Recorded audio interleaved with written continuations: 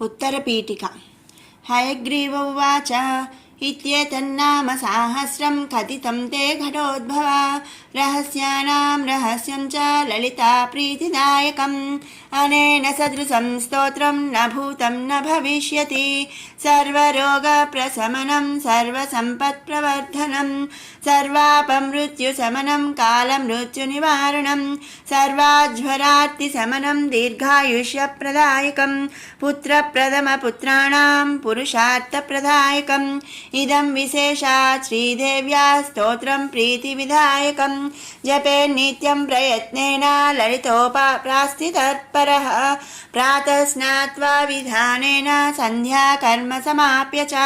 पूजागृहं ततो गत्वा चक्रराजं समर्चयेत् विद्यां जपेत् सहस्रं वा त्रिशतमेव वा रहस्यनाम साहस्रमिदं पश्चात् पठेन्नरः जन्म मध्ये सकृच्चापि य एतत्पठते सुधीः तस्य पुण्यफलं वक्ष्ये शृणुत्वं कुम्भसम्भव गङ्गादिसर्वतीर्थेषु यः स्नायात् कोटिजन्मसु कोटिलिङ्गप्रतिष्ठां च यः कुर्यादविमुक्तके कुरुक्षेत्रे तु यो दद्यात् कोटिवारं रविग्रहे कोटिं सुवर्णभाराणां श्रोत्रियेषु द्विजन्मषु यः कोटिं हयमेधानामाहवेर्गां गरोधसि आचरेत्कूपकोटिर्यो निर्जले मरुभूतले दुर्भिक्षे यः प्रतिदिनं कोटिब्राह्मणभोजनं श्रद्धया परया कुर्यात् सहस्रपरिवत्सरान् तत्पुण्यं कोटिगुणितं भवेत् पुण्यमनुत्तमं रहस्यनाम साहस्रे नाम्नोऽप्येकस्य कीर्तनात् रहस्यनाम साहस्रे नामैकमपि यः पठेत् तस्य पापानि नश्यन्ति महान्त्यपि न संशयः नित्यकर्माननुष्ठानान् निषिद्धकरणादपि यत्पापं जायते पुंसां तत्सर्वं नश्यति ध्रुवं बहुनात्र किमुक्तेन शृणुत्वं कुम्भसम्भव अत्रैकनाम्नो या शक्तिः पातकानां निवर्तने तन्निवर्त्यमघं कर्तुं नालं लोकाश्चतुर्दश यस्त्यक्त्वा नाम साहस्रं पापहानिमभीप्सति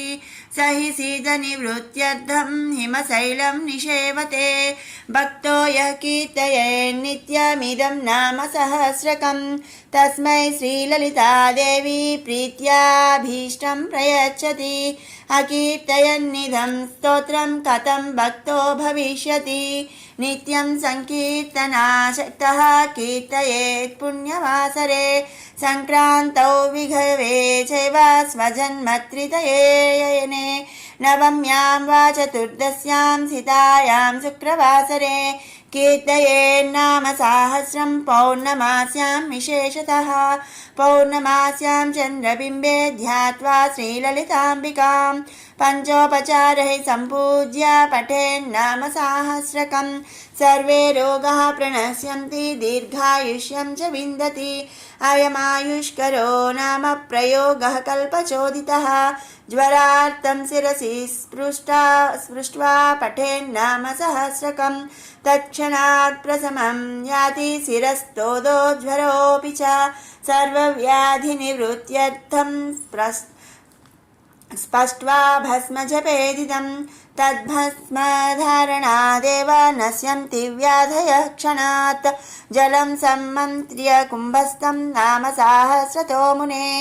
अभिषिञ्चेत् ग्रहग्रस्तान् ग्रहा नश्यन्ति तत्क्षणात् सुधासागरमध्यस्थान् ध्यात्वा श्रीललिताम्बिकां यः पठेन्नाम साहस्रं विषं तस्य विनश्यति वन्ध्यानां पुत्रलाभाय नाम सहस्रमन्त्रितं नवनीतं प्रदध्यातु पुत्रलाभो भवेद्ध्रुवं देव्या पासेन सम्बद्धा माकृष्टामङ्कुशेन च ध्यात्वाभीष्टां स्त्रियं रात्रौ जपेन्नाम सहस्रकम् आयाति स्वसमीपं सा यद्यपयन्तपुरं गता राजाकर्षणकामश्चेद् राजा वसथ दिग्मुखः त्रिरात्रं यः पठेदेते श्रीदेवी ध्यानतत्परः स राजा पारवस्येन तुरङ्गं वामतङ्गजम् आरुह्यायाति निकटं दासवत् प्रणिपत्य च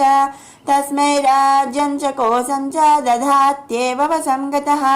रहस्य नाम साहस्रं यः कीर्तयति नित्यसः तन्मुखालोकमात्रेण मुह्ये लोकत्रयं मुने यस्त्विदं नाम साहस्रं सकृत् पठिति भक्तिमान् तस्य ये शत्रवस्तेषां निहन्ता सरभेश्वरः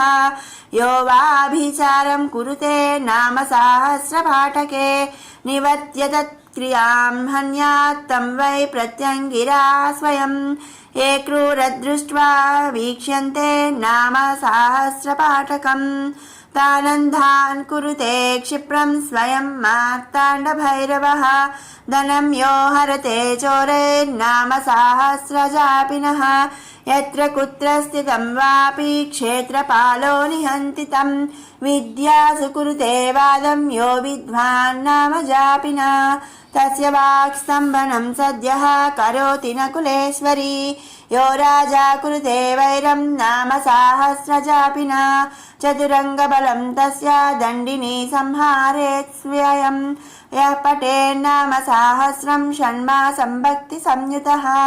लक्ष्मींश्चाञ्चल्यरहिता सदा तिष्ठति तद्गृहे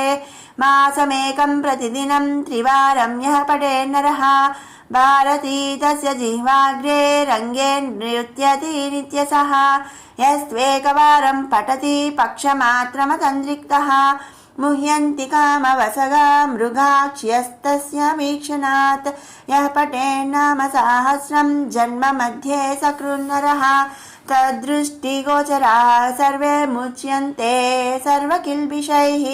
यो वेत्ति नाम सहस्रं तस्मै देयं द्विजन्मने अन्नं वस्त्रं धनं धान्यं नान्येभ्यस्तु कदाचन श्रीमन्त्रराजं यो वेत्ति श्रीचक्रं यः समर्च्यति यः कीर्तयति नामानि तं सत्पात्रं विदुर्बुधाः तस्मै देयं प्रयत्नेन श्रीदेवी प्रीतिमिच्छता न कीर्तयति नामानि मन्त्रराजं न वेत्ति यः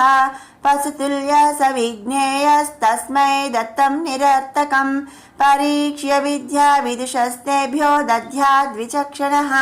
श्रीमन्त्रराजनदृश्यो यथा मन्त्रो न विद्यते देवता ललिता तुल्या यथा नास्ति घटोद्भवा रहस्य नाम सहस्रतुल्या नास्ति तथा स्तुतिः लिखित्वा पुस्तके यस्तु नाम सहस्रमुत्तमं समर्चयेत् सदा भक्त्या तस्य तुष्यति सुन्दरी बहुनात्र किमुक्तेन शृणुत्वं कुम्भसम्भवा नानेन सदृशं स्तोत्रं सर्वतन्त्रेषु दृश्यते तस्मादुपासको नित्यं कीर्तयेदिदमादरात् एभिर्नाम सहस्रैस्तु श्रीचक्रं योऽर्चयेत् सकृत् पद्मैर्वा तुलसीपुष्पैः कल्हारैर्वा कदम्बकैः चम्पकैर्झातिकुसुमैर्मल्लिकाकवरवीरकैः उत्पलैर्बिल्वपत्रैर्वा कुन्दकेसरपाटलैः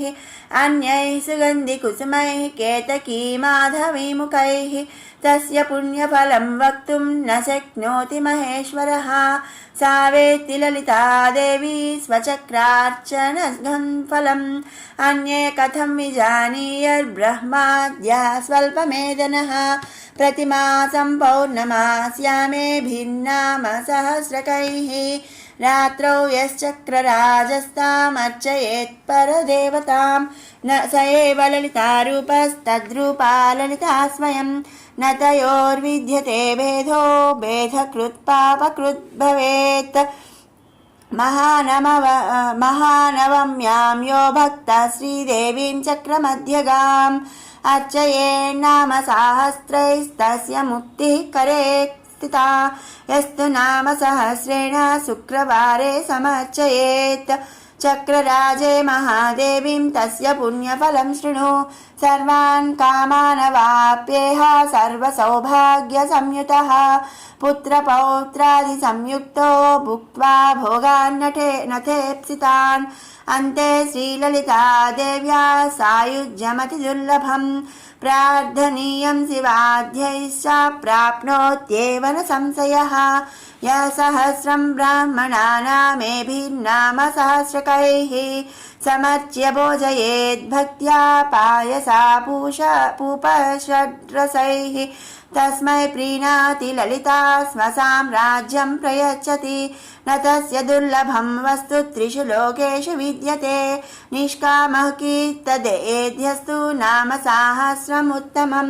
ब्रह्मज्ञानमवाप्नोति येन मुच्येत बन्धनात् धनार्थी धनमाप्नोति यशोर्थी चाप्नुयादृशः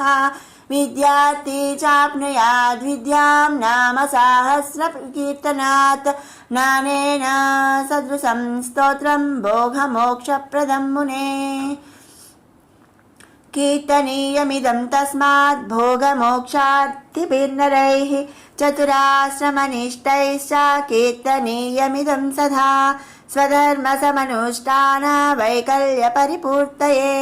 कलौ पापैकबहुले धर्मानुष्ठानवर्जिते नाम संकीर्तनं मुक्त्वा नृणां नान्यत्परायणं लौकिकाद्वचनान् मुख्यं विष्णुनामानुकीर्तनं विष्णुनाम सहस्रच्च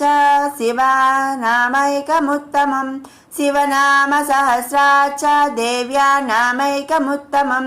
देवी नाम सहस्राणि कोटिशः सन्ति कुम्भजा तेषु मुख्यं दशविधं नाम सहस्रमुच्यते गंगा भवानी गायत्री काली लक्ष्मी सरस्वती राजराजेश्वरी बाला श्यामला ललिता दशा रहस्य नाम सहस्रमिदं शस्तं दशस्वपि तस्मात् संकीर्तये नित्यं कलिदोषनिवृत्तये मुख्यं श्रीमातृनामेति न जानन्ति विमोहिताः विष्णुनाम परा केचित् शिवनाम परा परे न कश्चिदपि लोकेषु ललिता नाम तत्परः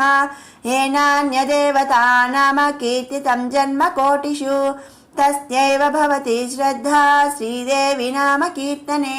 चरमे जन्मनि यथा श्रीविद्योपासको भवेत् नाम सहस्रपाठश्च तथा चरमजन्मनि यथैव विरला लोके श्रीविद्याराजवेदिनः तथैव विरलो गुह्य नाम सहस्रकपाटकः मन्त्रराजजपश्चैव चक्रराजार्चनं तथा रहस्य नाम पाठश्च नाल्पस्य तपसा फलम् अपठन्नाम सहस्रं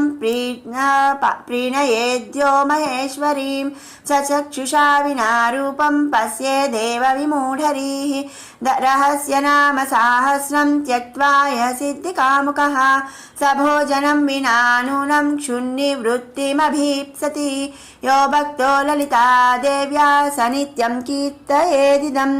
नान्यथा प्रीयते देवी कल्पकोटिशतैरपि तस्माद्रहस्य नामानि श्रीमातुः प्रयतः पठेत्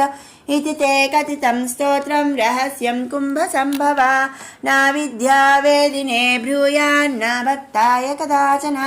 यथैव गोप्या श्रीविद्या तथा गोप्यमिदं मुने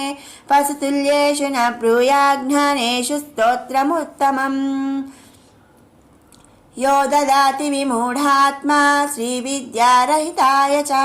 तस्मै कुप्यन्ति योगिन्यः सोऽनर्थः सुमहान् स्मृतः रहस्य नाम सहस्रं तस्मात् संगोपयेदिदं स्वातन्त्र्येण यमया नोक्तुं तवापि कलशोद्भवा ललिता प्रेरणेनैव यो मयोक्तं स्तोत्रमुत्तमम् तेन तुष्टा महादेवी तवाभीष्टं प्रदास्यति श्रीसूत उवाच इत्युक्त्वा श्रीहयग्रीवो ध्यात्या श्रीललिताम्बिकाम् आनन्दमग्नहृदयः सद्यः पुलकितोऽभवत् इति श्रीब्रह्माण्डपुराणे उत्तरखण्डे श्रीहयग्रीवागस्त्यसंवादे श्रीललितासहस्रनामस्तोत्रफलनिरूपणं नाम तृतीयोऽध्यायः सम्पूर्णम्।